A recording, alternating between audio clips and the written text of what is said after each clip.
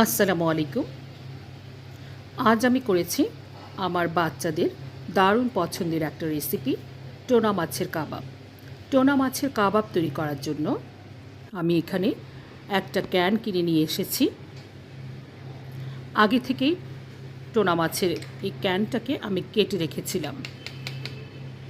এবারে এর ভেতরে থাকা মাছগুলোকে অল্প অল্প করে গরম পানি দিয়ে ধুয়ে নিচ্ছি। গরম পানিতে ধোয়া হয়ে গেলে এটাকে পানি ঝরতে দিতে হবে। এছাড়াও টোনা মাছের কাবাব তৈরি করার জন্য আমি দুটো মাঝারি সাইজের আলু সেদ্ধ করে হাত দিয়ে চটকে নিয়েছি মিহি কুচি করে রাখা 1 কাপ পেঁয়াজ কুচি, 1 টেবিল চামচ লবণ,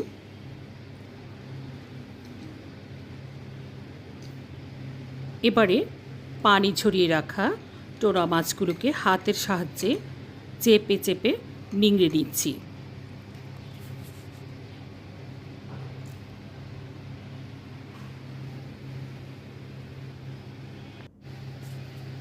এর সাথে আরও যোগ করছি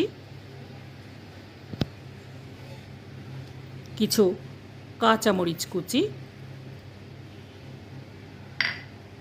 চিলি ফ্লেক্স, দিয়ে দিলাম বিস্কুটের গুঁড়ো, যেটা ব্রেড ক্রাম্বের বিকল্প হিসেবে কাজ করবে। দিয়ে দিচ্ছি একটা স্বাদে ম্যাজিক মশলা।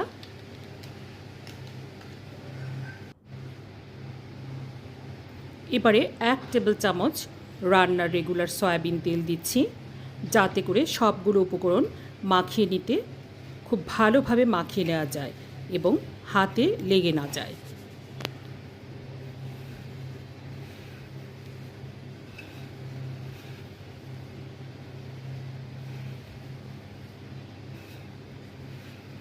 এর সাথে হাফ চা চামচ রসুন বাটা এবং হাফ চা চামচ আদা বাটা দিয়ে দিচ্ছি।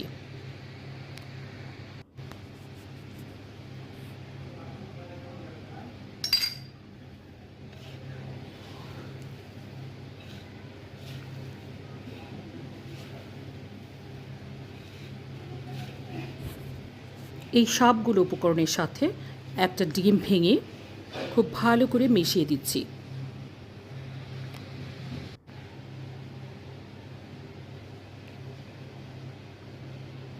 আজকে টোনা মাছের কাবাবে আমি আগে ভাগেই টোস্টের গুঁড়ো এবং ডিম ভেঙে যেহেতু একসাথে সবগুলো উপকরণের সাথে মিশিয়ে দিয়েছি, ভাজার জন্য আলাদা করে টোস্টের গুঁড়ায় গড়ানো কিংবা ডিমে চুবানো কোনো প্রয়োজন পড়বে না। সরাসরি ডুবো তেলে ভেজে নিলেই হবে। খুব ভালো করে মাখানো হয়ে গেলে এবারে আমি হাতের সাহায্যে গোল গোল করে শেপ দিব।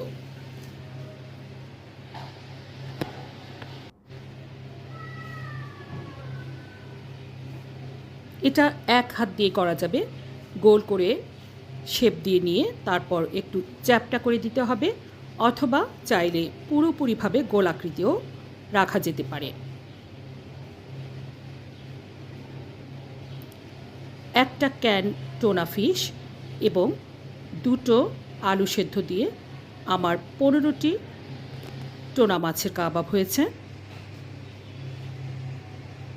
এবারে আমি সরাসরি এটাকে ডুবো তেলে ভেজে নিচ্ছি।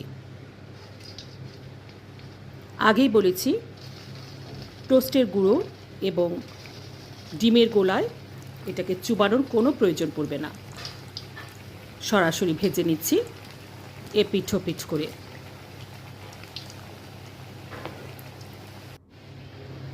তৈরি হয়ে গেল দারুণ মজার টোনা মাছের কাবাব। আমি এটাকে গরম গরম পোলাওয়ের সাথে পরিবেশন করছি। আল্লাহ হাফেজ।